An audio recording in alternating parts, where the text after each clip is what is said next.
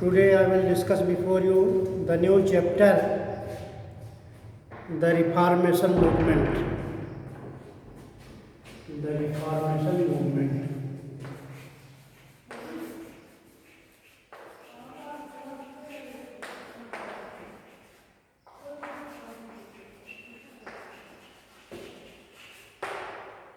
इसको हम हिंदी में धर्म सुधार आंदोलन के नाम से जानते हैं।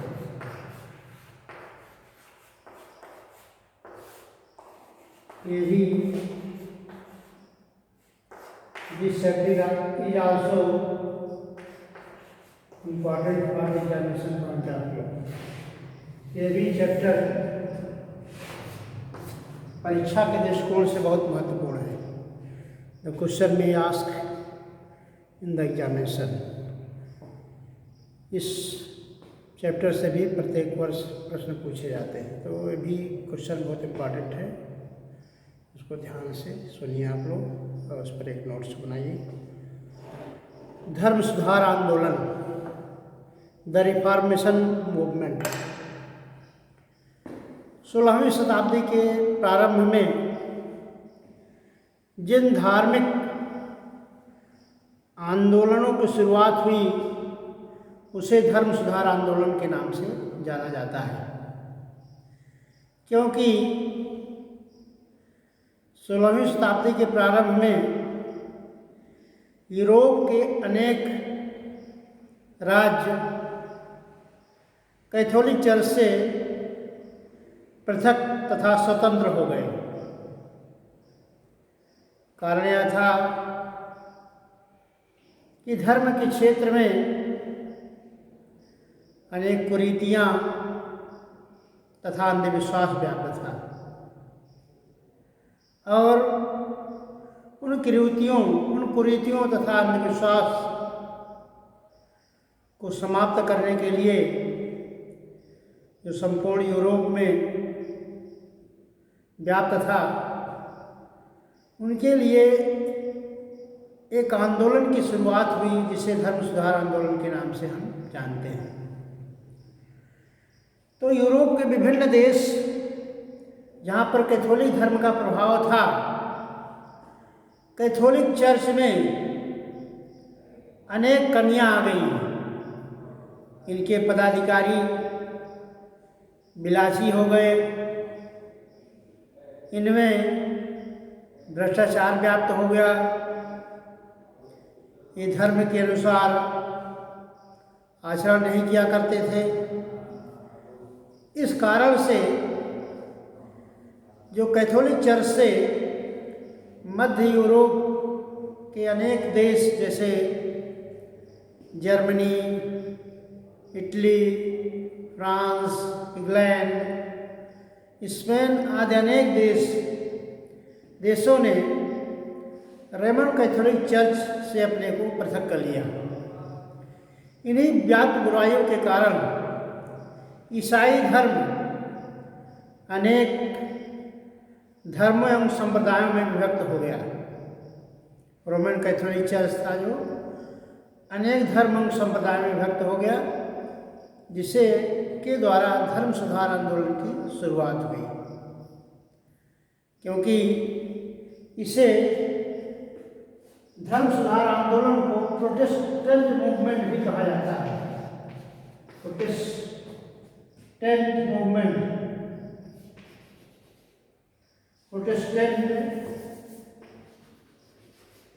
मूवमेंट भी कहा जाता है।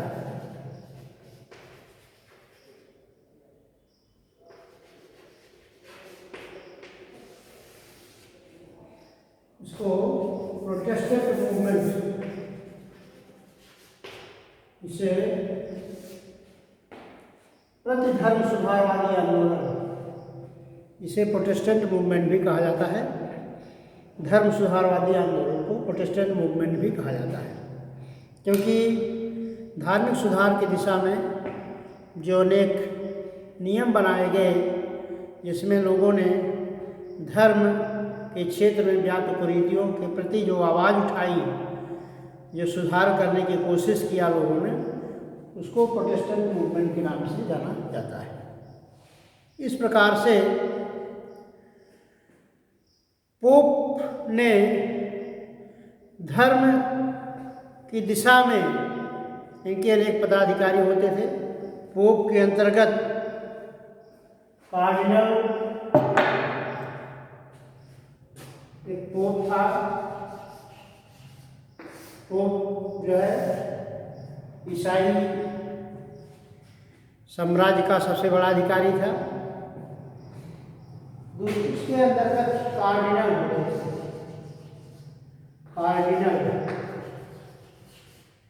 कार्डिनल के अंतर्गत आर्च बिशप होते थे। आर्च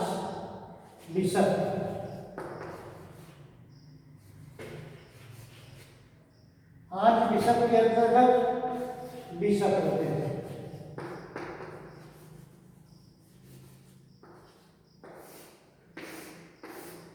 ईसाइयों का सबसे बड़ा, कैथोलिक चर्च का सबसे बड़ा प्राधिकारी जो धर्म का पोप होता था, क्योंकि संपूर्ण ईसाई साम्राज्य के लिए पोप की नियुक्ति की गई थी।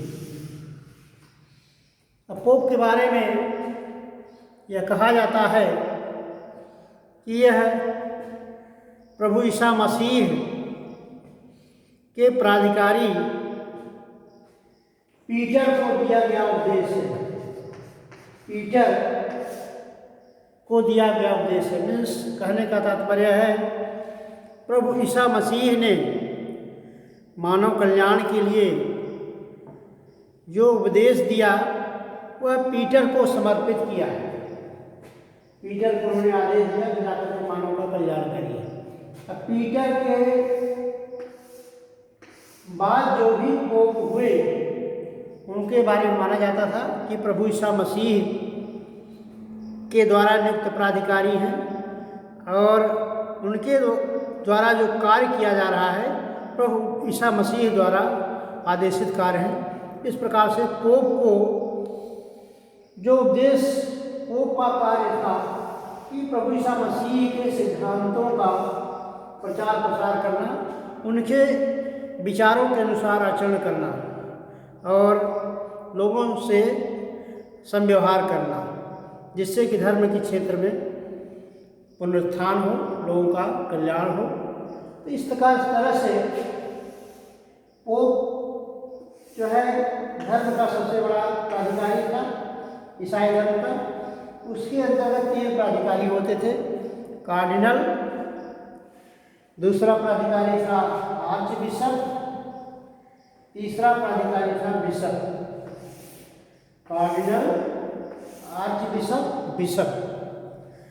तो कार्डिनल जो प्राधिकारी था जो कि पोप के अंतर्गत होता था, यह पोप की मृत्यु के पश्चात संपूर्ण ईसाई धर्म के लिए पोप होता था, जो साम्राज्य सबसे बड़ा प्राधिकारी था। और पोप के अंतर्गत कार्डिनल होते थे। कार्डिनल का कार्य यह था कि पोप की मृत्यु के पश्चात यह अन्य पोप का निर्वाचन करता था। इसका एक महत्वपूर्ण कार्य निर्धारित किया गया था कि पोप की मृत्यु के पश्चात जब दूसरे पोप का निर्वाचन होता था ईसाई समुदाय के द्वारा, रोमन कैथोलिक चर्च के द्वारा, तो नए पोप के निर्वाचन में का कार्य कार्डिनल का ही होता था।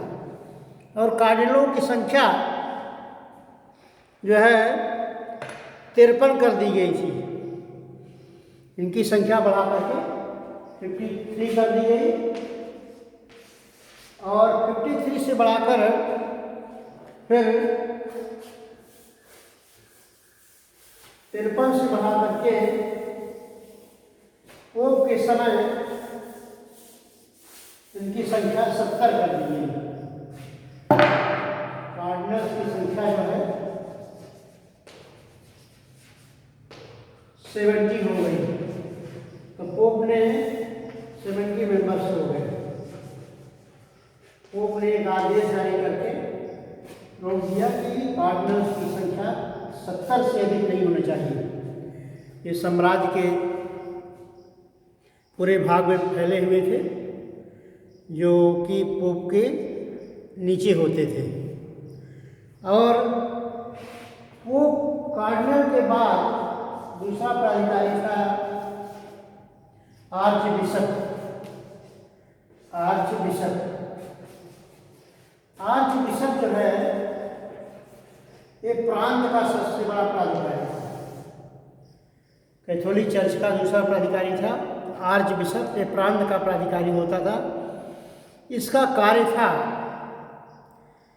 कि मुकदमों की देखभाल करना तथा न्याय करना, अपीलें सुनना और अपीलों के अनुसार जो है न्याय करना। किसी भी मतलब जो मुकदमे उनके अंतर्गत जाते थे तो उनकी सुनवाई करता था, उनकी अपीलें सुनता था, फरियादें सुनता था। यह आर्च बिशप का काम निर्धारित किया गया तथा उसके पश्चात बिशप होता था।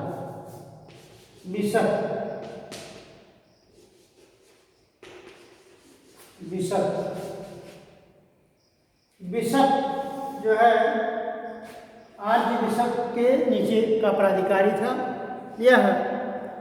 इसका काम था पादरियों की देखभाल करना, पादरियों में जो है आचरण को स्थापित करना, इनको सहिष्णु बनाए रखना, इनमें आचार संस्कार का विकास करना। और बिशप के अंडर में जो है पादरी होते थे। और पादरी विभिन्न क्षेत्रों में रहा करते थे, जो कि धार्मिक कार्यों को किया करते थे। इस प्रकार से रोमन कैथोलिक चर्च के अंतर्गत धार्मिक व्यवस्था सुदृढ़ थी पहले, लेकिन धीरे धीरे जो ये नियम बनाए गए थे पोप के अंडर में कार्डिनल में कार्डिनल के अंडर में आर्च बिशप के अंडर में बिशप होते थे, जो कि विभिन्न क्षेत्रों में रहते थे साम्राज्य में और सुव्यवस्था को लागू किया करते थे धार्मिक आचरण के अनुसार। पादरी की देखभाल करते थे कि पादरी का जो है किस तरह से आचरण कर रहे हैं, जिससे कि लोगों को कोई सुविधा न हो। पादरियों की देखभाल करने का काम जो है बिशप का होता था। इन प्राधिकारियों के द्वारा जो भी न्याय किया जाता था, इन सब की देखभाल किया जाता था। लेकिन कालांतर में इसमें अनेक कुरीतियाँ व्याप्त हो गई और जिसमें कुरीतियाँ आई तो यह चर्च के लोग घूसखोर विलासी हो गए। लोगों का विश्वास धीरे धीरे इनसे उठ गया। जो ईश्वर के प्रतिबिंब समझे जाते थे, इनका विरोध करने का किसी को साहस नहीं होता था, क्योंकि माना जाता था कि धर्म से जिनके पोप होते हैं वो ईसा मसीह के ही उत्तराधिकारी हैं।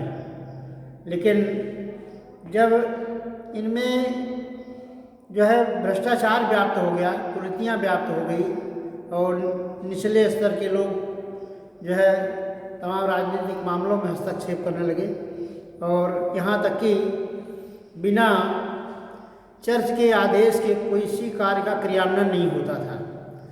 कोई भी मामला चाहे छोटा या बड़ा हो, वह बिना चर्च के सहयोग के नहीं हो पाता था। यहाँ तक कि राजा भी इन प्राधिकारियों के अंडर में रहता था। अगर धर्म से तनिक भी इतर कोई काम किया तो तुरंत इसको अपदस्थ कर दिया जाता था, मृत्युदंड की सजा भी दे दी जाती थी। इस तरह से इन सब बातों में जो कैथोलिक चर्च जो था, जिसमें कि इतनी अच्छाइयाँ शुरुआत में थी, बाद में जो बुराइयां व्याप्त हो गई, इनके खिलाफ एक आंदोलन प्रस्फुटित हुआ, जिससे कि धर्म सुधार आंदोलन की शुरुआत हुई। क्योंकि इसके पहले इनको विभिन्न संस्कारों से गुजरना पड़ता था, जिसको सत्य संस्कार के नाम से जाना जाता है। इनको जन्म प्रायश्चित करना पड़ता था, इनमें पवित्रता होती थी, इनका जो है प्रमाणीकरण होता था, शुद्धता की जाती थी, और इनके अंत में जो है अंतिम संस्कार तक इनके सत्य संस्कार विहित किए गए थे। उन संस्कारों से सबको गुजरना पड़ता था। उन संस्कारों के द्वारा जो व्यक्ति गुजरते थे, उन्हीं को ही धर्म के प्रधान के रूप में मान्यता प्राप्त होती थी। लेकिन धीरे धीरे संस्था जो रोमन कैथोलिक चर्च था, उसमें जो धार्मिक आचरण विहित किया गया था, उसमें कमियां आने लगी। उन कवियों ने कैथोलिक चर्च के विरुद्ध जो है आंदोलन की शुरुआत करा दी। इस प्रकार से लोगों ने धर्म सुधार आंदोलन की प्रक्रिया को आगे बढ़ाया, और रोमन कैथोलिक चर्च जो कि ईसाइयों का एक प्रमुख धार्मिक संस्था थी, जो प्रमुख धर्म था, वह कई विभागों में विभक्त हो गया। रोमन कैथोलिक चर्च से जो लोग इससे संतुष्ट हुए, उन्होंने दूसरे धर्म का सहारा लिया और इस धर्म के खिलाफ एक आंदोलन खड़ा हुआ, जिसे प्रोटेस्टेंट मूवमेंट के नाम से जाना जाता है। प्रोटेस्टेंट मूवमेंट, प्रोटेस्टेंट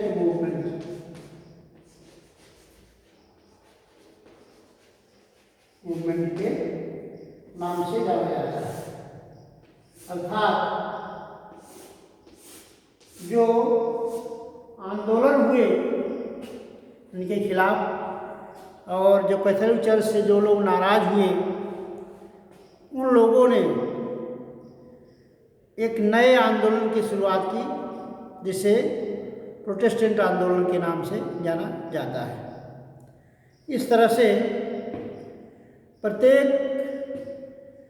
ईसाई, प्रत्येक रोमन कैथोलिक चर्च तथा पादरी को सत्य संस्कारों से गुजरना पड़ता था, जिसमें 7 संस्कार विहित किए गए थे। उन संस्कारों से विहित होकर के जो परिशुद्ध होता था, उसी को रोमन कैथोलिक चर्च की सदस्यता दी जाती थी। लेकिन धीरे धीरे जो है इसमें जो कमियां व्याप्त हो गई, उन्होंने धर्म सुधारवादी आंदोलन का रूप लिया, और इसके अनेक कारण हुए, जिसके आधार पर धर्म सुधार आंदोलन की शुरुआत हुई। तो इसके कई कारण थे: धार्मिक कारण, आर्थिक कारण, राजनीतिक कारण, सांस्कृतिक कारण। इन कारणों से धर्म सुधार आंदोलन की शुरुआत हुई। धार्मिक कारण,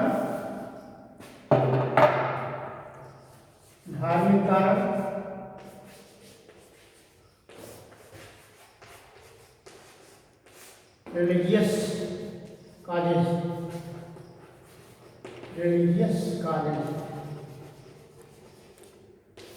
पहला कारण था।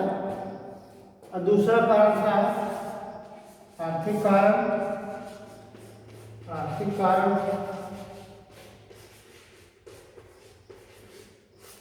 इकोनॉमिकल काजेज क्या है, इकोनॉमिकल काजेज। तीसरा कारण था राजनीतिक कारण। राजनीतिक कारण, इसको पॉलिटिकल रीजन, पॉलिटिकल कॉलेज कहा जाता है, कॉलेज। और इस तरह से ये विभिन्न कारण थे, इसके आधार पर हम अध्ययन करेंगे। नेशनल से राजीव डेलीवर